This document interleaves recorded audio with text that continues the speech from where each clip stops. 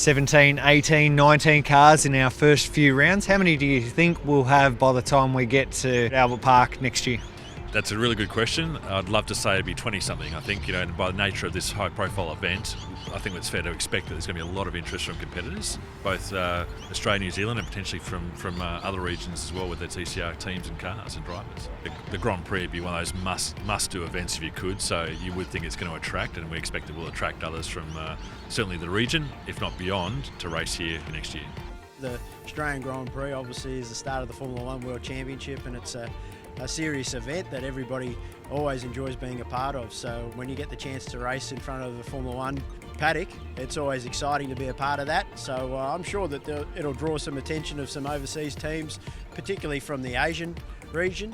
It's relatively close to get to Australia from that part of the world, and the championship's quite strong over there. So the more cars the better. It'll only make for better racing, and I'm sure that they won't have any problem filling the grid.